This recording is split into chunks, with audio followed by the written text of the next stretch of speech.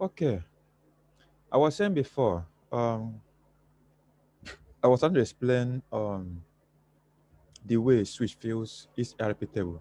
I hope we are all here. You can hear me. Yes. Okay. So hold on. So I was trying to explain how switch feels is repeatable. And I used H3 and H8 as a case study. Now this is H3 asking who is H8. So when he send a message, all the switches will ignore the message. It's only H8 will not respond. But whereas when the message from H3 was going, when it gets to the switch will feel the information about H3. So when H8 responds, when it gets to the switch as well, switch will feel its ARP table as well. So this is the way switch feels its ARP table. But if H1, for instance, okay, let's take it that um, H8 is blank. There's no information about H8. And H1 is asking who is H8. Okay, let's say asking who is H8. Switch will broadcast the message. Every other person will ignore it. H8 will not respond. Now, if H1 is asking who is H5, you know that there's information about H5 here.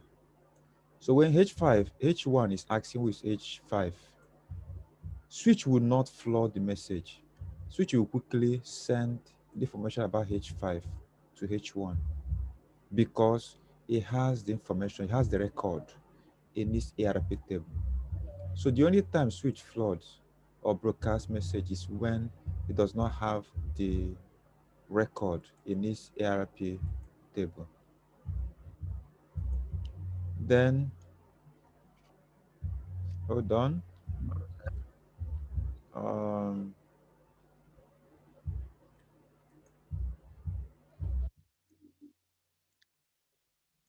then let me bring up this. Uh, okay. Now look at this diagram that I have now. I have hub one. Sorry. Sorry, Okay. before we proceed, I have a question. Sorry, Yeah, please, I have a question. you have a question. Yes. Okay, you can go ahead and ask. Okay. I've seen a situation where you have a new device and then it's plugged to a network. Okay. The device won't automatically have its IP assigned, and the normal IP, that's 168.192, that is not the network IP. The network IP starts with 10 dot something. So, Okay. and if it's plugged to the network, it won't have its IP assigned, and that way other users can't access the device. So normally what we do is to send the MAC address to the network provider to have it registered before that machine can automatically assign IP for himself, and the IP is now the one within the range that is 10 something.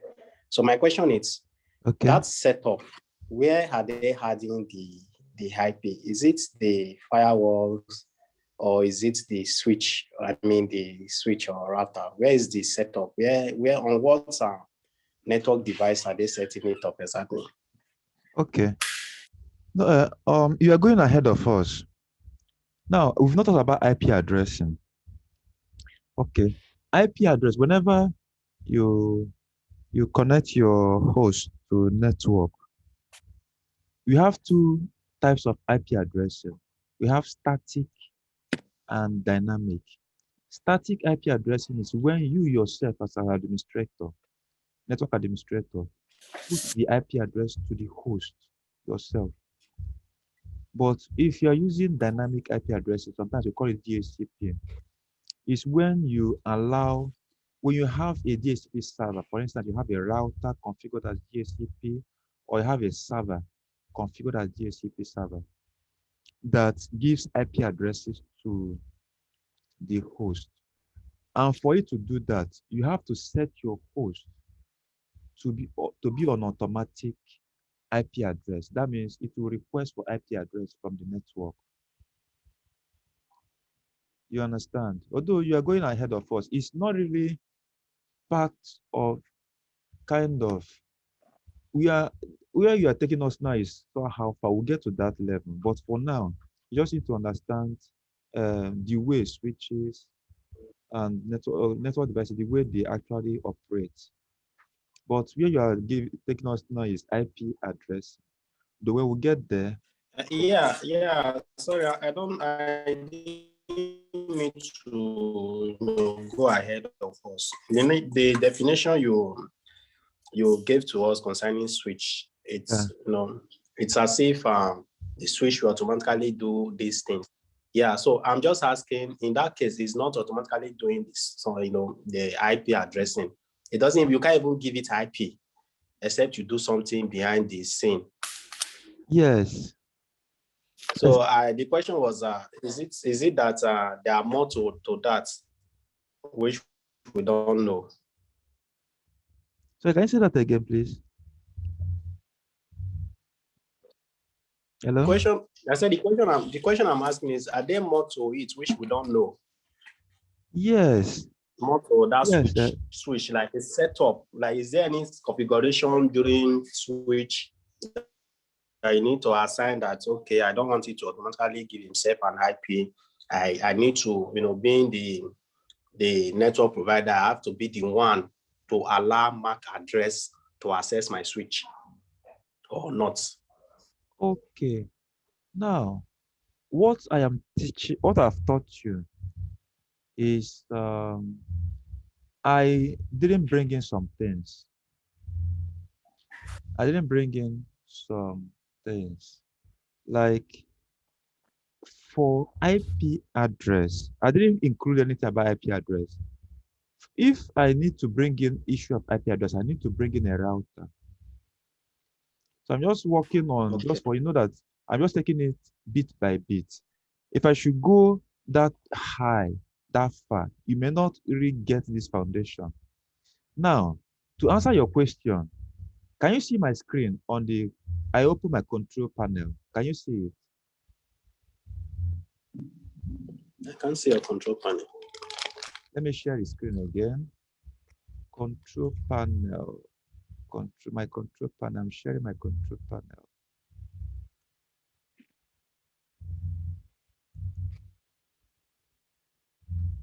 Can you see my control panel? Yes. Okay. I'm just trying to show you, maybe to answer your question a little bit. Normally, if this laptop now I want to connect it to a network, I have to set up the way it's supposed to get IP address. So if you're setting up IP address, I'll teach you this one later on. If I'm setting up an IP address, I go to the adapter. Which adapter am I even using? Let's say I'm using this. Right click and go to properties. Don't know why it's taking so much time.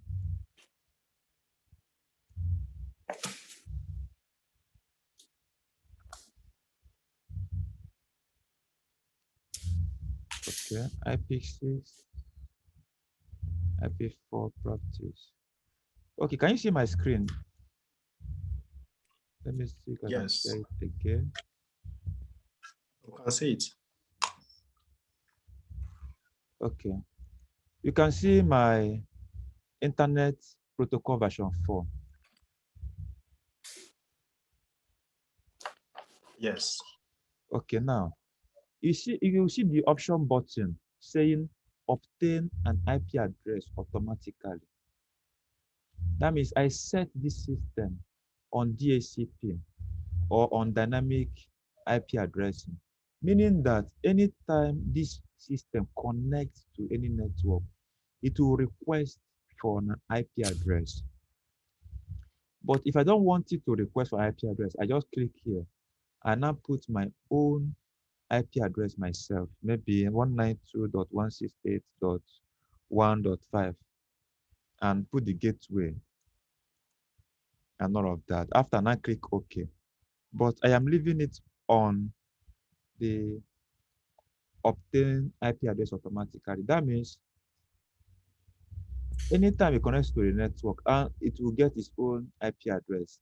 And meanwhile, in a network, it's the router that gives IP address. There's always a DHCP server and router that can function as that.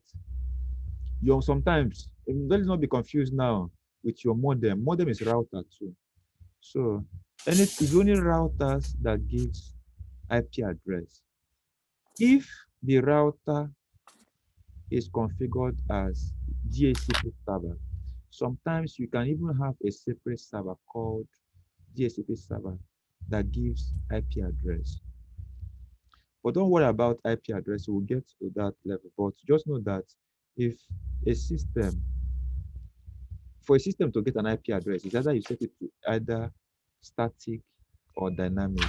Any of them means. That's the only way you can get IP address. Any of these means. Don't worry, when we get to IP address, we'll trash that. But for now, just have an understanding of how switch works in terms of MAC address and all of that. You know that what I explained to you about MAC address and ARP table, this thing happens implicitly, internally. It happens inside the switch, between the switch and the host. It's not something that we deal with.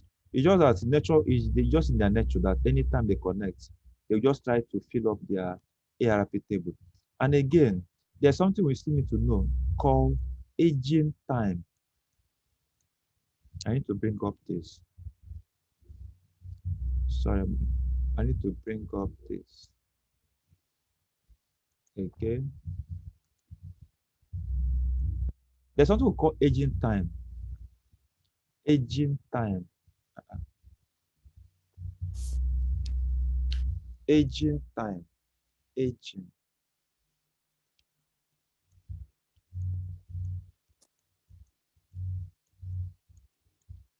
Aging time in switch under default, it is 300 seconds.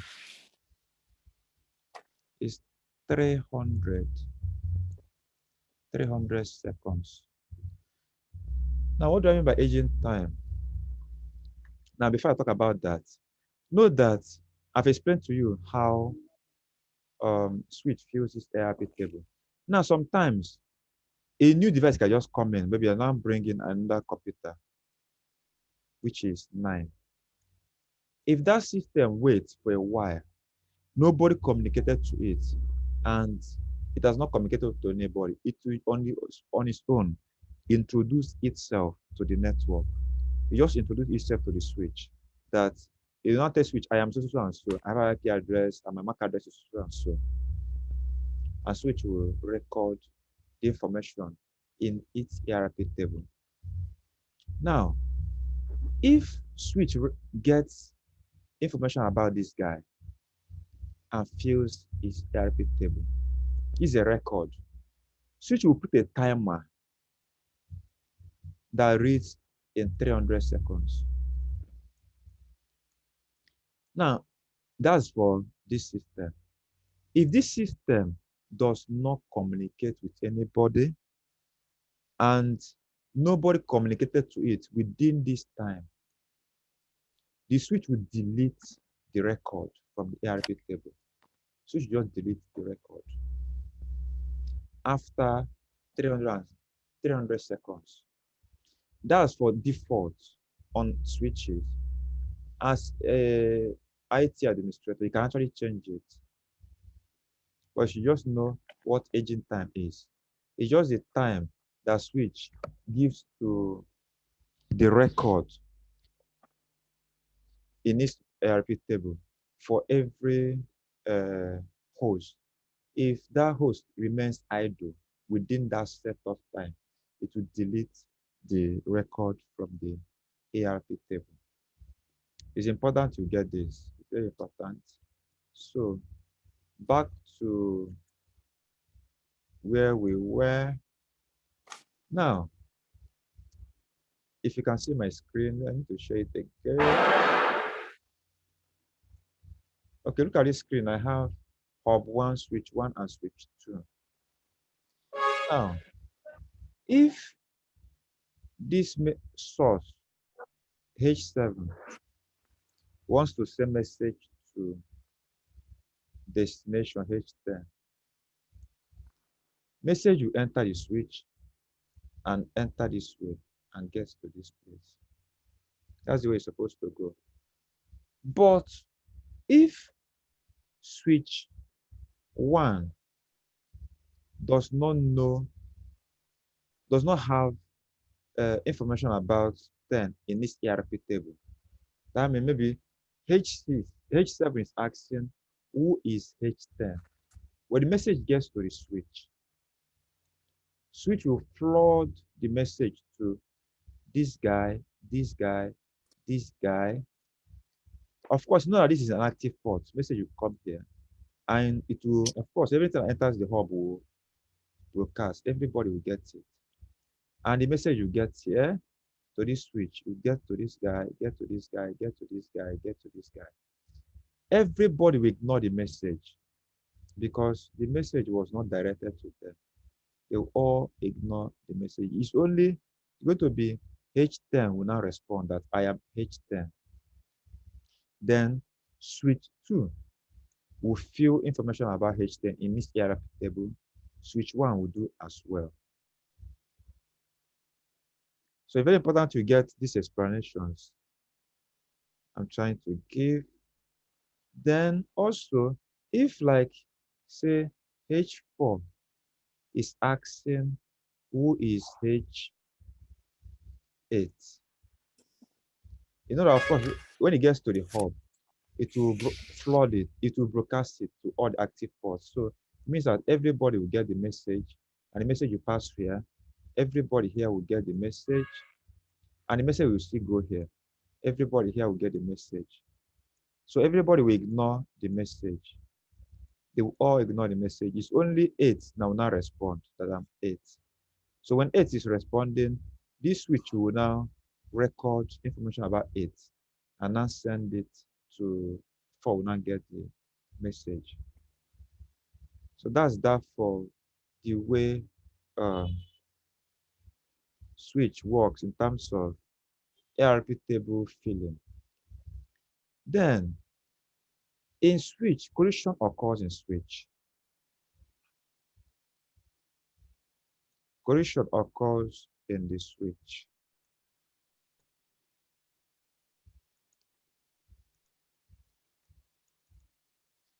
Now, how does collision occur in switch is, unlike hub that always have a collision when 2 messages enter the hub at the same time, but it's not like that in switch.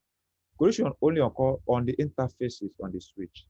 Like if H1 is sending message to, say, H6, send message to H6, and maybe H4 is sending message to H1.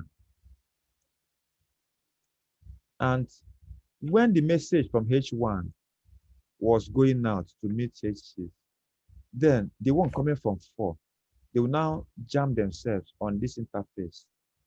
If peradventure they jam on that interface, collision will occur and the message will become corrupt. And switch will not send that corrupt message.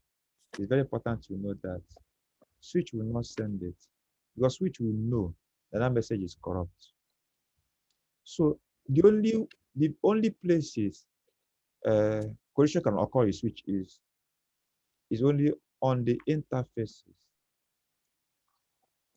It's on the interfaces that collision can occur in switch when there is incoming and outgoing.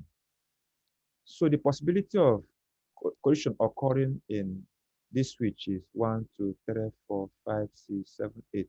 8 chances. But in hub, no matter the number of interfaces, active ports, is always 1 chance. So that is why on this switch now, if someone asks you how many number of collision domain do we have? Collision domain. How many collision domain? Number of, oh, sorry.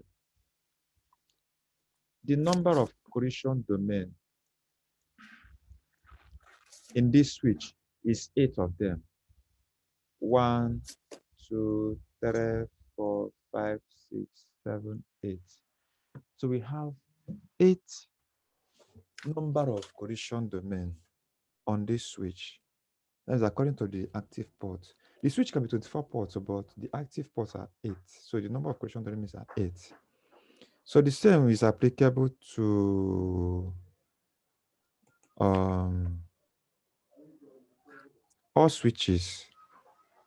But hub, the number of collision domain in hub, like on this hub now, this hub is connected to about 8 systems. Number of collision domain is always 1. Because anything that comes to the hub, if there are 2 things that comes to the hub, 2 messages, they will all collide and there will be collision. So number of collision domain in hub is 1, while in switch is according to the number of active ports connected to it. Then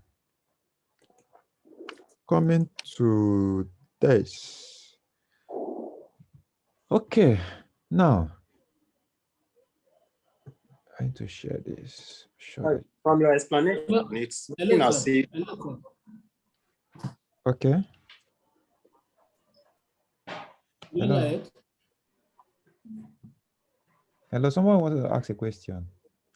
Yeah, I want to ask a question. Okay, go ahead. You mentioned that on a switch, the number of collision domain is equal to the number of active hosts. Active ports. Active ports. Why on a hub it's just 1 collision domain? Yes. But the hub broadcasts frame just like the switch. Yes. So why is it that of hub is 1 and that of switch is the number of active ports? Okay. You know that hub, I say initially that it doesn't have a memory. Then 2, anything that enters the hub goes to all the active ports. There's all the connected ports. But in switch, the only time you can get broadcast in switch is if switch is trying to ask of MAC address. Like if you can see on this screen, if H8 is asking who is H7, and the switch 2 does not have information about 7, that's the only time switch 2 will broadcast the message. But if switch 2 has it, it will send it to H8. Secondly, why hosts ask about MAC address is that they want to fill up their frame. I'll talk about frame later. So they need the destination MAC address. That's why they're asking that. So when they get it, they fill their own ARP table. So they won't need to ask again another time. Now, when they have filled their own ARP table now, whenever this guy is sending message to 7, it just sends, it gets to the switch, it goes straight to the destination. Just as in this place now, source to destination, it goes straight. Why? Is because switch has the information in each hierarchy table. So switch said, Please let me quickly ask this. And you said after filling up the frame with the information, if it's idle for 5 minutes, it will delete the information. Yeah. If it's idle for 5 minutes, that is 300 seconds, it will delete it. So switch actually sends message directly to the owner of the message, but it doesn't occur like that in hub. Hub, anything that enters the hub, everybody receives it. Like now, if I'm sending from here to here, everybody will receive it. Even the switch will receive it. So every active port receive. Yeah, sir. From your explanation, it's now looking as if the number of collision domain for a switch is higher than that of hub. Yes. Hub is always 1. It doesn't change. The number of collision domain in hub is always 1, no matter the number of connected ports. But in switch is according to the number of connected ports, because collision can only occur on the interfaces. You understand? Okay, so in summary, we can say that collision in switches is higher than that of the hub. chances of collision in switch. Yeah, it's higher than that of hub. Exactly. So now, if I ask you now, if this computer H2 wants to send message to H7, can someone explain to me what will happen? H2 is sending message to H7. The message will go to, since it's hub, it will go to H1, H3, H4, 5, 6, and H7 and H8, including the switch. Yes. Yeah, so for the switch, okay, switch 1 will still broadcast and then go to switch 2 to search for the destination across H2, H3, that's at switch 2. Okay. Then return back. So if the address is found in H, if it has been registered, then I think that's it. Like from H2, sending message from H2 to H7, it will broadcast across all the network in switch 1 and switch 2. Okay. Okay. Looking for definition. That's correct. That is when H2 is asking who is H7. Yes. It will send, everybody will get it. It will see extend to switch 2. Actually, but if this is H7, sorry that there's another H7 here, but it's just a kind of mixture of things. Maybe call this one H7B. So if it's actually asking of this H7, everybody will receive and they will ignore it. It's only H7 will now respond. Now, if now H2 wants to send message properly to like H7, it has the ARP table, it has filled up the frame. If you send a message to H7, message you get to hub, anything that comes to hub will broadcast it. So hub will send message to everybody. So they will all ignore it. Then H7 will be the only one that will respond. That's the way it is, unlike switch.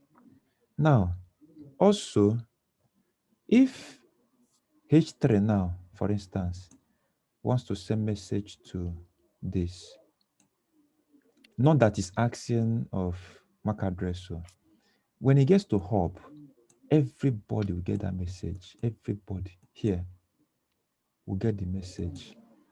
The message will not get to the switch, come here, then if everything is fine, as with the ARP table, switch will just send it to the destination.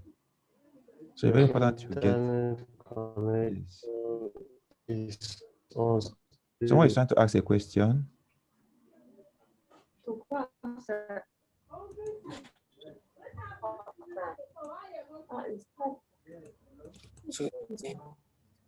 Someone wanted to ask a question. Except maybe in absence of that, show that you are online. Okay. Now, coming to this, I've explained partly what I wanted to explain on this particular. So if this source is sending to this destination, it will just go straight and go to the destination. If this source is sending to this destination, it will go like this, come like this, then go to this place. Then if this source is sending to this destination, message will come like this, go like this, enter the hub. Of course, hub will do the same thing it used to do. It will not send to everybody. So this ones will ignore the message. This one will ignore the message. It's only this one will now respond in a place like this. So I'll just assume that you understand the operations of switches and hub and the concept of ARP table. Then I need to talk about router.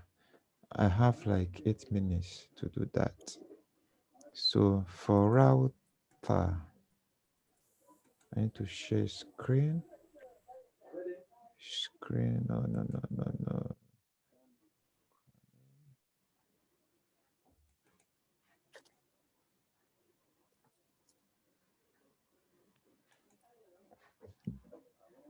Okay. Okay. For router now, this is router. This is router. Now, when you have a router now here like this, we now have a switch here. We have another switch here. Now, in this place, whenever there's a broadcast, of course, you know that everybody will get the message if there's a broadcast here. If there's a broadcast, everybody will get the message and all of that. But here now, when you have a router, broadcast will enter here, can enter here, and can enter here. When a message comes here, as soon as it gets to this router, to this interface, router will ignore that message. Router will ignore the message. The same thing applicable here. When message gets here, if router sees that that message is broadcast, router will ignore that message. And how will router know that it's broadcast message? Is because broadcast message is F into 12 places. That is, if you are using MAC address to send a broadcast for, so broadcast message is FF into 12 places. So when router sees that, you just know that it's a broadcast message, to ignore it. So looking at this place now, you find that broadcast can occur here independently and occur here independently. So here is a broadcast domain. Here is another broadcast domain. So when you look at this place, you see that in this network now, we have two broadcast domain. We have this side and that side. That is why whenever you have a router like this, we call this local network, and this one another local network, because of their different broadcast domain. And in this network now, their gateway,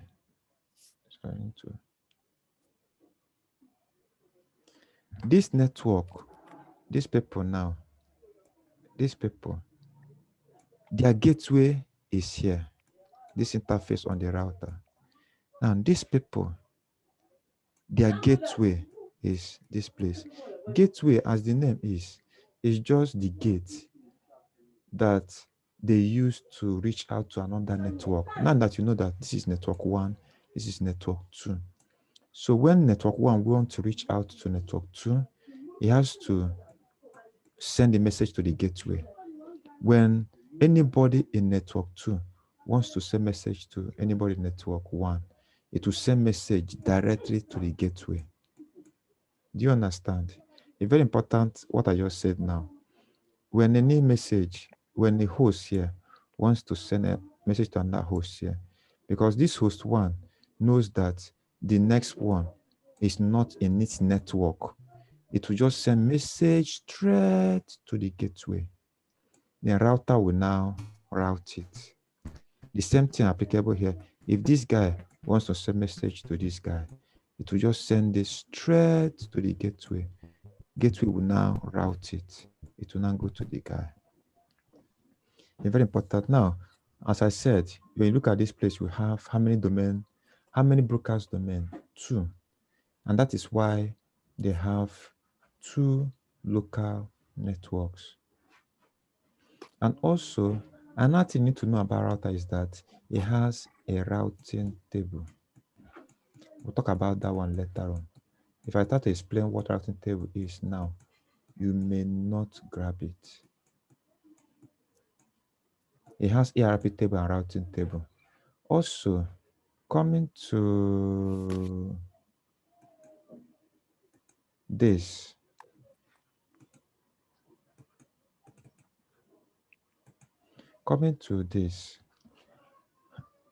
you know that I have 1 hub, 2 switches. In entirety, everything here is 1 broadcast domain, because if there's a broadcast on this switch, possibly everybody will get the message. You understand? So the entirety, everything here is under 1 broadcast domain. Actually, it's actually the router that segregates networks, that creates broadcast domain. So even if you have 50 switches, 100 switches, they are on the same broadcast domain. I will just say this thing now at our level. You can actually create different broadcast domain inside of the switch, but at your level now, just get it that the whole thing here, no matter the number of switches and route hub that you connect to, they form 1 broadcast domain. Do you understand? Well, come again, sir. I said, unlike what I explained before about this, let's say about, I need to bring up this thing again.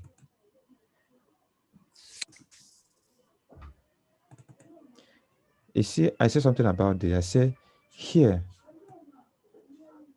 is a broadcast domain.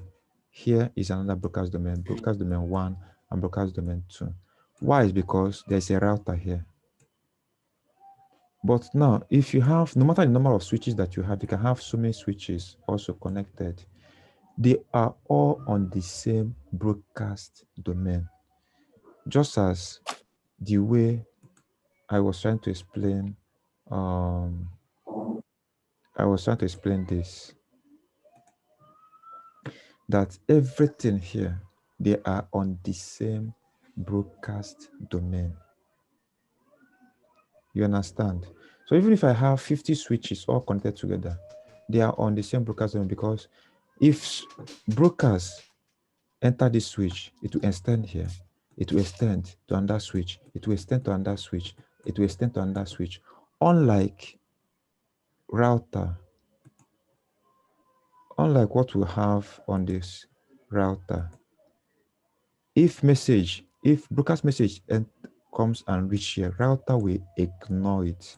That means router will not extend this to these people. The same thing goes with these people. When there's a broadcast, when it gets here, router will ignore it. It will extend it to these people. So that is why we have 1 broadcast here, another broadcast here. So we have 2 broadcast domain here. And switch, it's not like that in switch. Switch extends it.